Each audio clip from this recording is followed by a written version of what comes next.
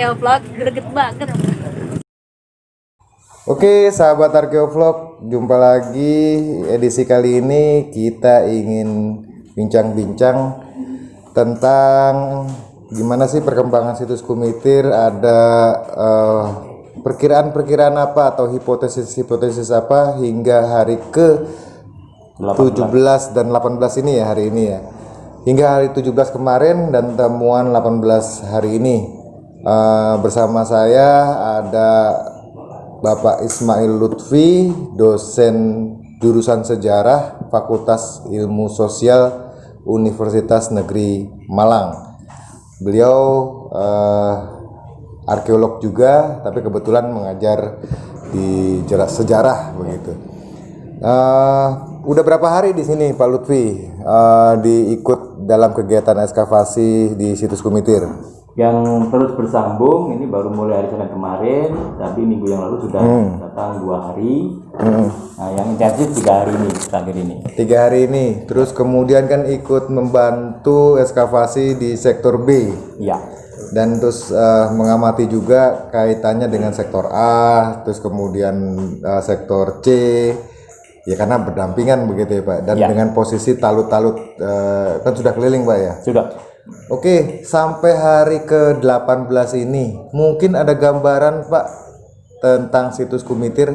Baik, beliau juga epigraf ya, karena basicnya epigraf itu mempelajari tulisan-tulisan Jawa kuno begitu yang tentang sejarah. Dalam catatan sejarah Pak, pernah disebutkan nggak tentang Kumitir itu apa? Iya. Baik Mas Ucoy. Sebenarnya memang kalau mengikuti keinginan saya, bidang arkeologi epigrafi khususnya menjadi perhatian utama. Tapi dalam kenyataan sumber-sumber tertulis seperti itu kan tidak ada yang mendominasi. Ya seringkali hanya temuan-temuan serta. Nah baik, jadi memang sekarang fokusnya tidak ke epigrafinya tapi lebih ke peninggalan yang ada di Kumitir ini, walaupun kita bisa mendapatkan dukungan data sekunder dari sumber tekstual yang lain. Nah, termasuk kalau terkait dengan Kumitir, ini sebenarnya kan kalau bicara Kumitir di tahun 2020 ini, tidak serta-merta kita bisa mengkaitkan dengan penyebutan Kumitir yang sudah dikenal pada periode yang sangat kuno.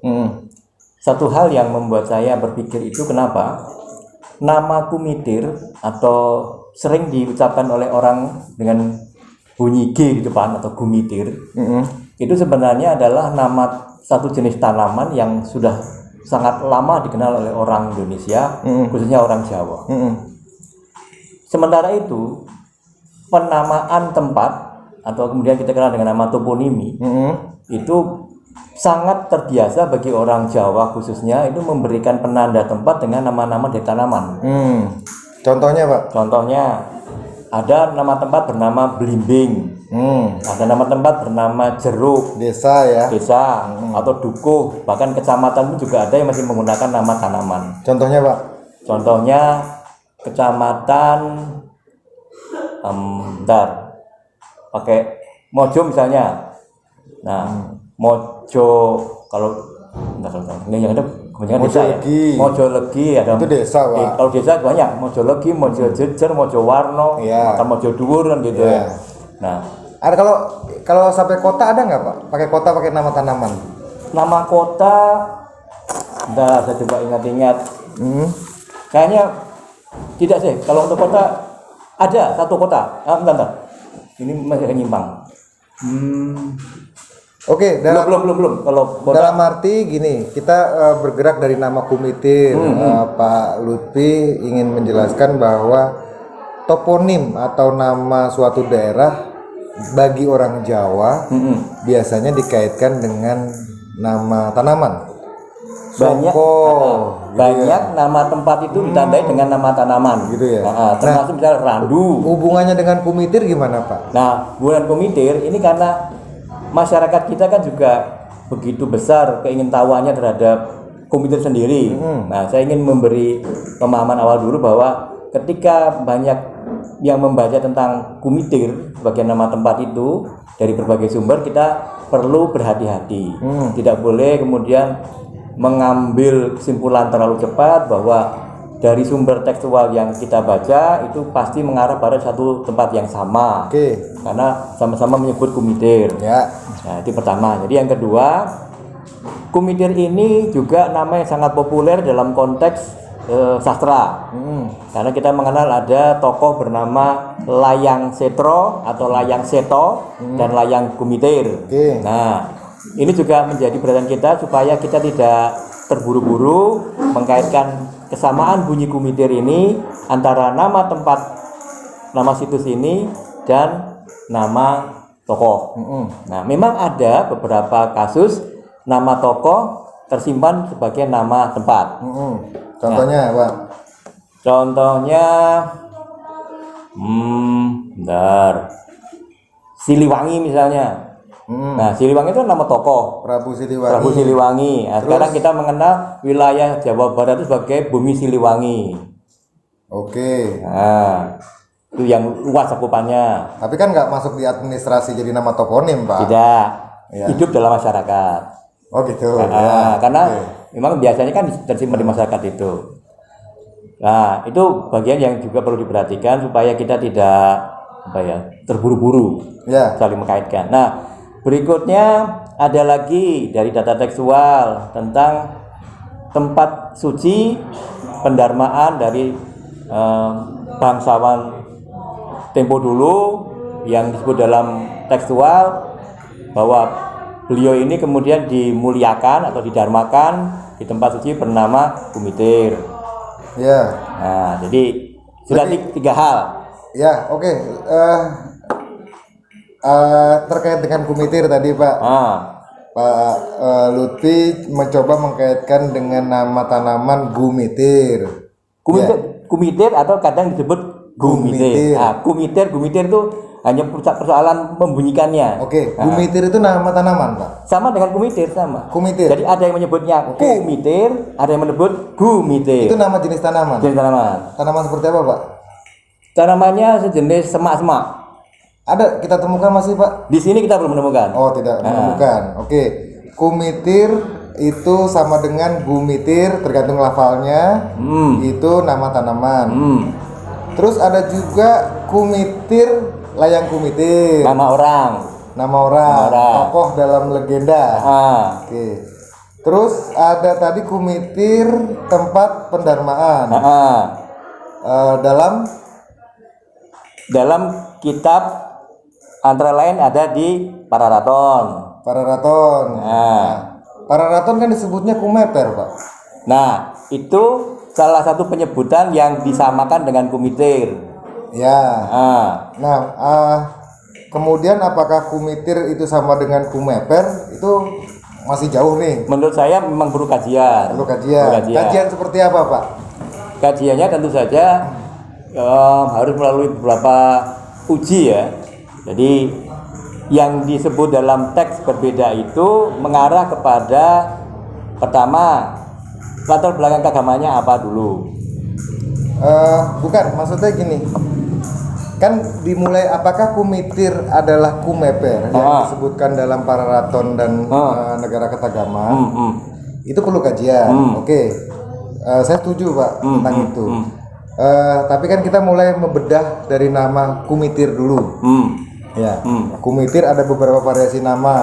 Ada beberapa kemungkinan. Ada Layang Kumitir, ada Kumitir sebagai nama. Terus ada kemungkinan lain apa lagi Pak? Sebenarnya kalau yang ketiga tadi itu juga nama Kumitir itu juga mengarah pada nama tempat sebenarnya. Dinarmaring Kumitir misalnya. Nah, berarti kan ada sebuah upaya memuliakan tokoh itu dalam bentuk bangunan tertentu di tempat bernama Kumitir. Gitu Pak? Iya. Di Dharma di Kumeper Pak. Kalau yang di Pararaton Kumeper. Tapi kalau yang di Negara Kertagama Kumitir disebutnya. Kumeper juga Pak. Ada kesesuaian antara Pararaton dan Kumeper dan Negara Kertagama sama-sama menyebutkan Kumeper Pak. Iya. Ayo saya coba cek ulang lagi. Oke. Ya. Itu. Ah. Nah, kemudian di sini toponimnya nama desanya adalah Kumitir. Nah, yang menjadi hipotesis dari awal-awal saya itu kan mencoba apakah Kumitir adalah Kumeper. Bila Kumitir itu yang saat ini situs Kumitir itu adalah Kumeper, itu sebagai tempat pendarmaan dari Narasingamurti atau Mahisa Cempaka, maka kita akan menemukan bangunan pendarmaan, gitu loh Pak ya. Yang ini akan diteliti, ini sebenarnya yang akan dijawab dari hasil ekskavasi ini. Ya. Apakah di sini kita akan menemukan bangunan pendarmaan? Bila iya, mungkin itu Kumeper yang disebutkan dalam Pararaton atau Negara Ketagama. Jadi Kumitir kemudian sama dengan Kumeper. Itu Pak. Itu. Baik. Jadi itu bagian dari hipotesis awal ketika kita akan melakukan ekskavasi ini.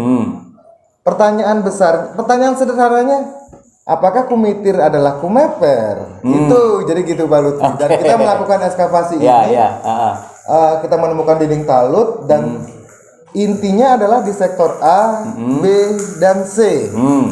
Itu yang kita mencoba apakah ada bangunan pendarmaan di situ. Gitu. Sehingga nanti ujungnya kemudian hasil dari ekskavasi ini di akhir ekskavasi mungkin kita bisa menjawab pertanyaan dasar itu dulu. Apakah Kumitir situs Kumitir ini adalah Kumeper yang disebutkan dalam Pararaton dan Negara Ketagama. Ya. Baik. Jadi kalau gitu, ini kita punya tugas. Saya punya tugas, saya pribadi punya tugas untuk melacak itu kan. Nah, sejauh ini kemudian kalau tadi kita ada kemungkinan ada sebagai nama tanaman, ya. Terus kemudian nama legenda Layang Kumitir. Ada nggak hubungannya Pak Layang Kumitir dengan Majapahit? Kalau menurut saya sih tidak.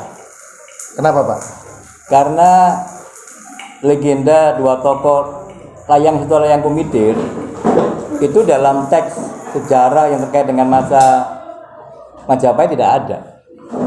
Kenapa? Tokoh itu tidak pernah ada disebut dalam teks primer Majapahit. Jadi munculnya pada periode yang lebih muda, jauh lebih muda. Pada masa Islam? Mungkin. Atau pada masa kolonial Pak? Saya tidak boleh mengatakan apakah mulai dari sana, tapi kalau pada periode Islam sangat mungkin. Karena periode Islam itu sebenarnya dengan kolonial kan sebenarnya berhimpitan sebenarnya. Saya garis bawahi ini menurut Pak Lutfi bahwa istilah ya Pak, istilah Kumitir dalam Layang Kumitir itu tidak berkaitan dengan Majapahit. Betul, dengan situs Kumitir. Kita abaikan. Kalau nama tanaman itu mungkin akan menjadi nama toponim dari Kumitir. Mungkin selesai gitu ya. Tapi itu pengertian itu tidak berpengaruh banyak. Yang kemudian kita ke tahap yang awal tadi Pak. Apakah Kumitir adalah Kumeper? Sampai hari ke-18 gini menurut Pak Lutfi gimana? Nah, ini yang dulu menarik di sini. Jadi, apakah hipotesa awal itu akan terdukung atau terdepak? Itu dari hasil temuan-temuan kita. Betul. Nah, yang menurut saya 2 hari terakhir ini yang mengembirakan kita adalah ditemukannya kembali sisa-sisa atau apa namanya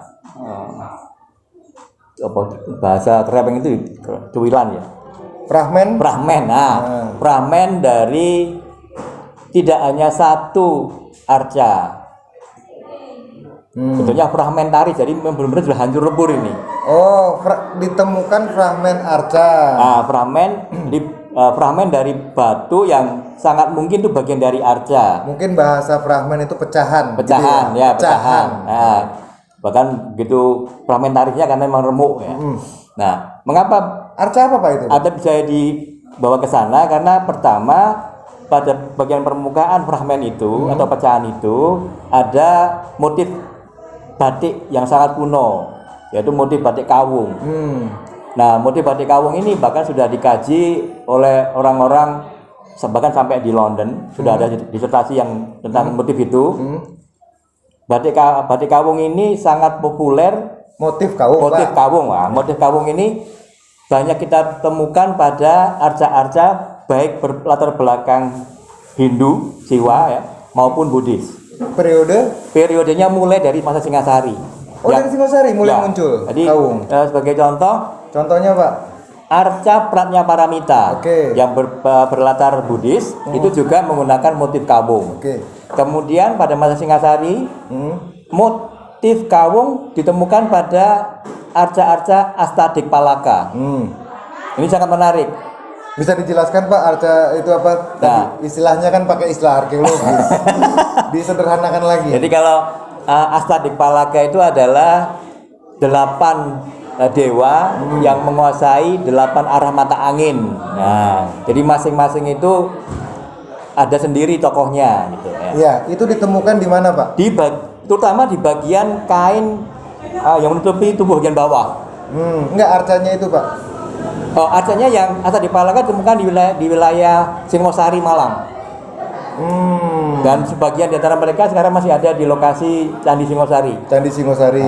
Itu semuanya bermotif kawung. Tidak semua. Oh, tidak semua. Beberapa tapi di antaranya ada. Muncul ya.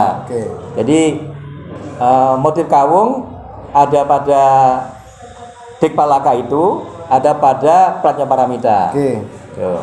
Berarti ditemukan pecahan arca dengan motif kawung.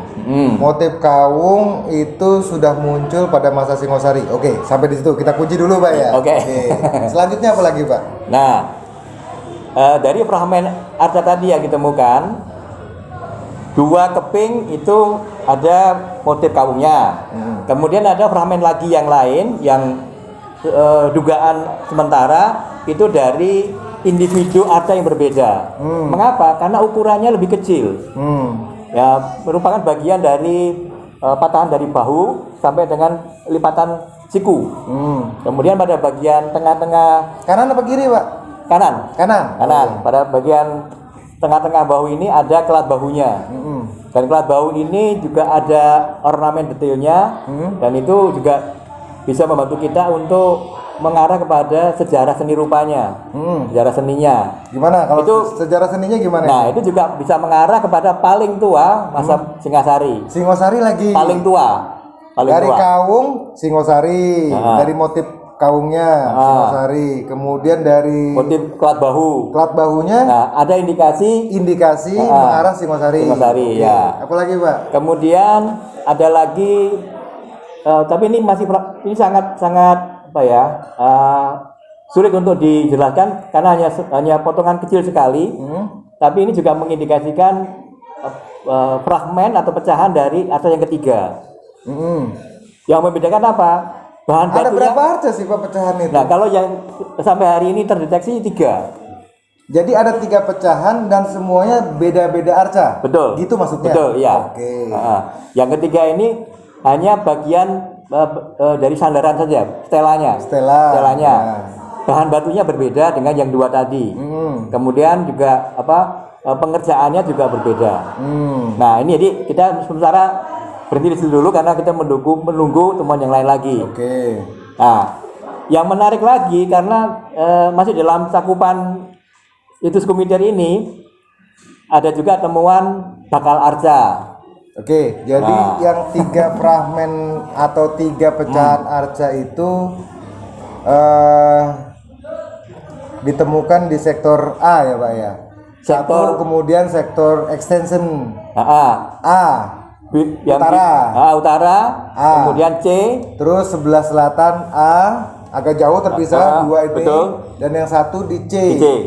Yang di C itu berarti sebelah timur dari sektor A. Ada 3 pecahan yang Pak Lutfi mengidentifikasi ini dari 3 arca. Terus yang lokasinya agak berjauhan, begitu ya, Pak Lutfi? Ya, kira-kira 15 meteran lah jaraknya. Itu kita kunci dulu. Dan semuanya merujuk pada 2 kawung itu Singosari, kemudian kelat bahu Singosari. Dan yang satu lagi sandaran stela ya. Kalau stela itu semua jamak ya, Pak? Jamak. Belum bisa. Apalagi, Pak, terus temuan dari Nah, kali itu temuan dari sektor ABC. ABC. Nah, ini saya akan hubungkan dengan ornamentasi arsitektural yang ada di Talut. Oke. Nah, di pojok barat laut itu masih tersisa adanya palang Yunani. Sisa palang Yunani atau yang sering dikatakan sebagai tipe Majapahit. Nah, kalau ini memang diterima sebagai tipe Majapahit, Palang Yunani itu maksudnya tanda plus gitu tanda ya. plus, plus, Tanda plus kayak palang merah Indonesia gitu ya. tapi tengahnya ada tambahan hiasannya gitu. Oke. Itu kenapa, Pak? Nah, memang ornamen seperti itu sangat marak hadir pada masa Majapahit. Oke. Jadi misalnya di Candi Gambar Wetan itu muncul, di Candi Penataran muncul. Nah, jadi beberapa candi memunculkan tipe itu. Nah, bagi saya sementara ini, andai dugaan bahwa arca-arca tadi memang berasal dari masa Singasari, kemudian Talutnya berasal dari masa lebih muda, yaitu Majapahit, boleh dong spekulasi ada kesinambungan. Maksudnya kesinambungan gimana, Pak? Kesinambungan pertama adalah terkait dengan tempat ini sudah suci. Kemudian kesucian ini akan diteruskan. Dijaga kesuciannya. Nah, bahkan kalau Talut itu kemudian datingnya benar-benar masa Majapahit, artinya ini sama halnya dengan konteks di candi-candi yang lain, bahwa Raja-Raja Majapahit apalagi Hayam Wuruk itu sangat getol untuk melestarikan kesucian tempat-tempat yang sudah dari dulu disucikan. Oke, tempat-tempat yang dulu disucikan. Ini sektor A. Tengah. A, B, C. Singosari. Sejauh ini. Ya. Nanti kita masih hipotetis. Sejauh ini. Ya. Hipotesis. Sejauh ini Singosari. Ya, dari dasarnya tadi dari fragmen arca. Oke. Terus kemudian Talut, Majapahit. Ya. Ini dibangun Majapahit. Oke. Hubungannya kemudian antara yang di sektor A dengan Talut. Kalau ada arca begitu di tengah ini, kemudian ini apa, Pak? Sebenarnya sebelum disambungkan ya. Terus ini apa ini, Pak? Nah, kalau temuan arca sudah ada paling tidak 3 individu arca itu. Dan dukungan yang lain ada bakal kalah. Bakal Makara. Kemudian plus ada Jobong. Jumuran itu. Nah, konteksnya apa? Kalau menurut saya, ya, karena sumbernya kan di pojok sini kan. Ya. Nah, berarti konteksnya apa, Pak, ini? konteksnya bangunan suci. Bangunan suci. Iya. Pendarmaan. Kalau bahasa tekstualnya pendarmaan. Ya. Jujur saya belum berani mengarah kepada pikiran bahwa situs Kumitir ini adalah Kumeper, karena kita masih butuh temuan-temuan lain sebagai bukti bahwa ada dukungan kuat mengarah kepada adanya sebuah bangunan suci yang atributnya itu mendukung bahwa itu adalah Kumeper. Tadi kan dari ketemuan fragmen arca itu dia ada arca. Betul. Terus kemudian ada batu-batu candi. Ya. Ada bakalan kala. Ya. Apakah ini tidak mendukung temuan-temuan sejauh ini loh, Pak ya? Tidak mendukung sebagai sebuah tempat pendarmaan atau bangunan suci gitu, Pak? Sebenarnya secara kasar iya. Namun untuk menjadi sebuah dugaan yang semakin mengerucut, kita masih membutuhkan informasi tambahan yang lebih valid lagi. Apa, Pak? Informasi apa? Apa yang harus kita cari di sini untuk menjawab pertanyaan itu, hipotesis kita, apakah Kumitir adalah Kumeper? Yang pertama adalah dari datingnya dulu, karena dating ini sangat penting. Kalau memang tinggalan-tinggalan utama, jadi saya katakan di sektor ABC, dengan adanya fragmen arca itu, kemudian dengan dukungan sejarah seninya yang ada yang melekat di situ, ini harus membawa kita pada suatu keyakinan bahwa memang bangunan itu beserta dengan kelengkapannya termasuk arca-arca di situ memang bisa kita jatuhkan pada periode masa Singasari dulu. Nah dari temuan Prof. Aceh tadi yang Kawung itu kita sudah mulai ada mengarah ke Singosari. Mengarah. Tapi belum berani lah untuk klaim langsung ke sana. Tapi ini ada dukungan di situ. Tapi sejauh ini mengarah ke sana. Mengarah ke sana.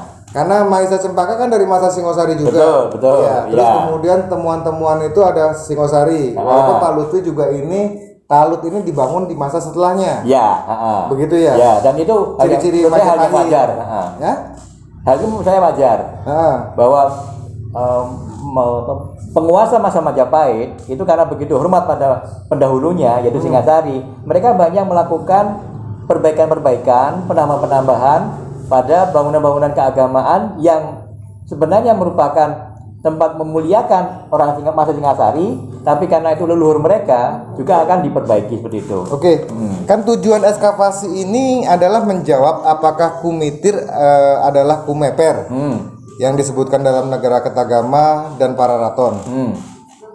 Bisa iya, bisa tidak. Ya. Oke. Dari temuan-temuan sejauh ini mengarah iya. Sejauh ini. Ya. Tapi ada temuan lain mungkin akan bisa membatalkan hipotesa itu. Iya. Betul gitu ya, Pak? Ya. Sepakat di situ ya, Pak? Sepakat. Sehari ke-18 ini mendukung ini tempat pendarmaan. Ya. Yang dikelilingi talut. Seluas kurang lebih 6 hektar. 6 hektar. Pertanyaannya saya, Pak, kenapa kok pendarmaan sampai seluas ini? Seberapa istimewanya tempat pendarmaan ini? Ya kan, Pak ya? Betul. Karena kompleks Candi Panataran saya pikir nggak sampai 6 hektar loh, Pak. Gitu ya. Kurang dari itu. Candi-candi lain juga kurang dari itu. Dan bangunannya masih utuh begitu ya.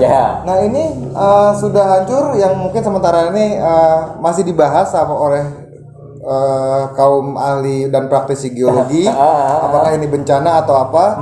Oke, kita biarkan itu dibahas sama ahlinya. Ya, betul. Itu. Terus kemudian yang menjadi pertanyaan kita di dunia arkeologi, kenapa kok sampai sebesar ini, Pak? Berarti spesial sekali bangunan ini. Kira-kira gimana? Kalau kita bicara dari segi kuantitas ya, di luasnya areal, kemudian kualitas dari pembatas atau talut tadi itu ya, ya mungkin bisa menjadi dinding suatu areal itu, memang istimewa. Istimewa. Jadi tidak mungkin ini diperuntukkan bagi suatu kondisi atau suatu bangunan yang sederhana. Nah, siapa yang istimewa tentu adalah kelompok elit penguasa. Ya, pertama. Yang kedua, ada indikasi yang menurut saya perlu kajian lebih lanjut adalah dalam ilmu arkeologi kita bicara mengenai kerusakan. Karena yang kita lihat adalah sesuatu yang merupakan residu dari masa lalu. Nah, dari hasil ekskavasi sampai hari ke-18 ini saya melihat bahwa kerusakan pada situs Kumitir khususnya di sektor ABC itu sudah terjadi sejak dulu kala. Sejak dulu kala itu bisa lebih dispesifik, Pak? Nah, pada masa Majapahit, sebelum Majapahit, apa setelah Majapahit, Pak? Kalau bicara dalam konteks umum adanya bakal bangunan suci seperti Bakal Kala, Bakal Makara yang belum sampai diselesaikan, maka peluang pertama bicara mengenai kerusakan itu ada pada masa itu juga. Masa apa itu, Pak? Sebelum Majapahit? Mungkin sudah Majapahit. Mungkin sudah masa Majapahit? Iya, karena apa? Karena antara Majapahit dan Singasari itu berhimpitan. Oke. Nah, apalagi kalau kita bicara misalnya bahwa bangunan suci itu seringkali dibangun setelah mengalami proses rada.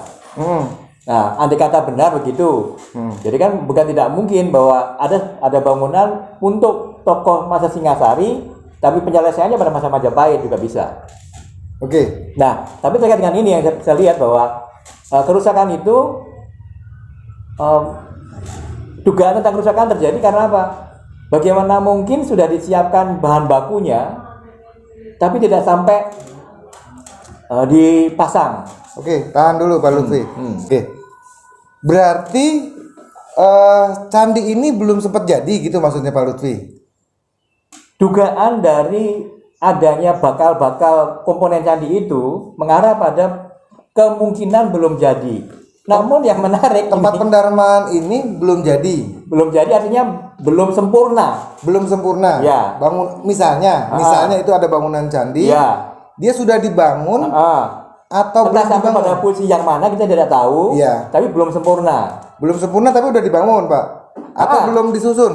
Sudah disusun. Oh, sudah disusun. Ya. Tinggal belum diperhalus, begitu maksudnya. Belum sempurna itu belum didetailkan gitu. Iya, iya. Oke, itu pada masa Singosari, Pak. Kalau ini tadi ada kawung, ada apa, kan tentunya dibangun pada masa Singosari. Berarti pada masa Singosari itu dia belum selesai. Nah, ini ada pikiran saya yang lain. Gini, bisa jadi pada masa Singasari sudah ada sejumlah komponen yang sempurna, yang selesai.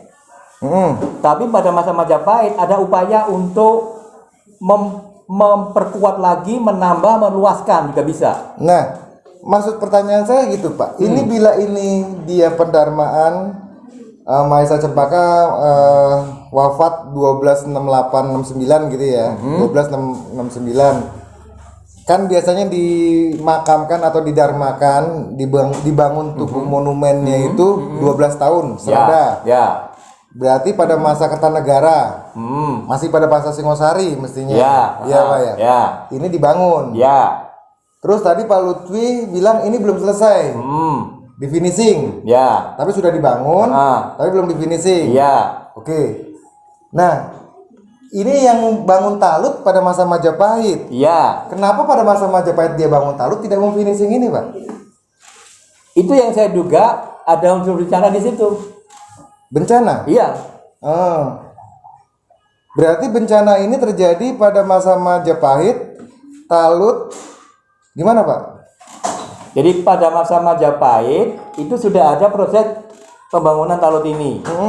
Kemungkinan sudah selesai talutnya. Oke. Kemudian terjadi bencana. Oke. Sehingga proses perluasan dan perhatian pada bagian tengahnya juga terhambat. Oke.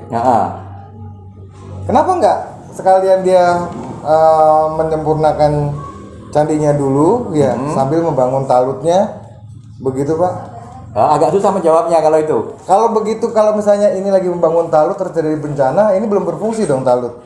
Kawasan ini belum berfungsi.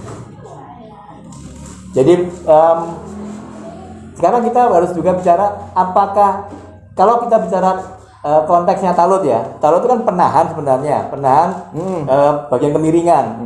Nah kalau saya melihatnya agak berbeda sedikit.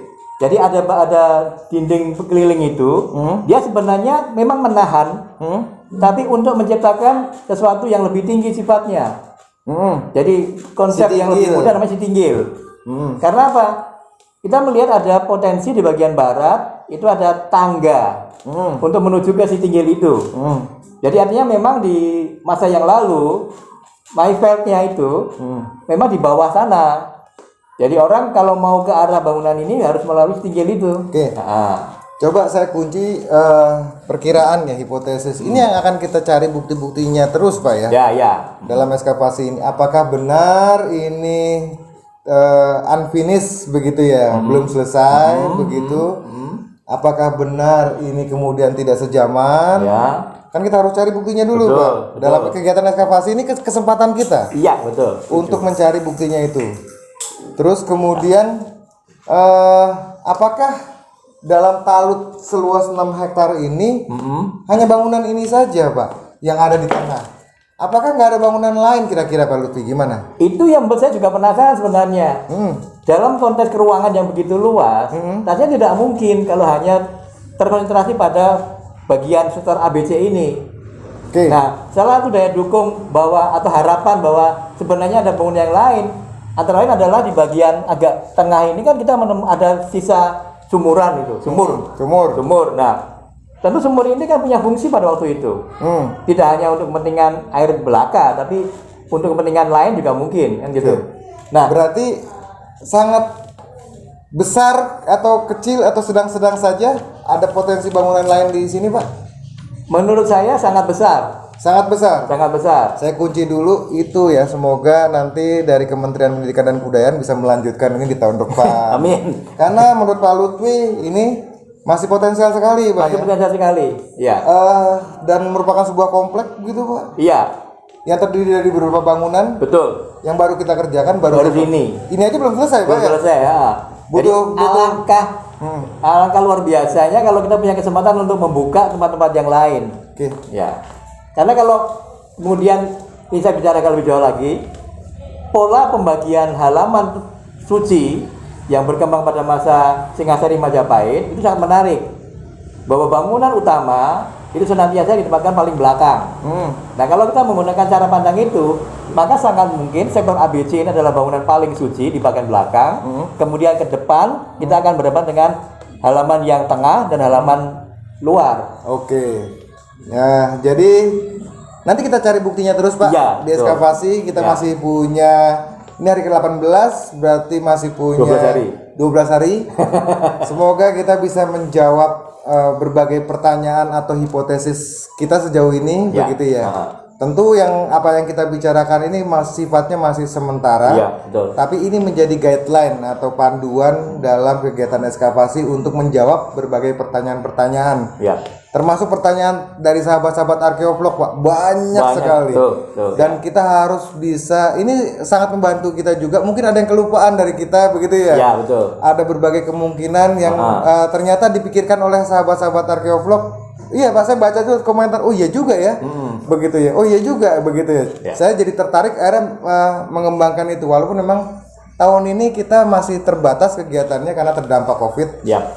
Jadi semoga tahun depan kita bisa lebih intensif Intensif lagi, lebih lama waktunya dengan anggaran yang lebih besar. Ya. Sementara begitu Pak Lutfi, Yap. kita kembali ke lapangan untuk terus mencari bukti-bukti dari dugaan-dugaan kita. Ya. Oke, terima kasih sahabat arkeolog. Semoga pembicaraan ini bisa menjadi pencerahan bagi kita semua. Terima kasih.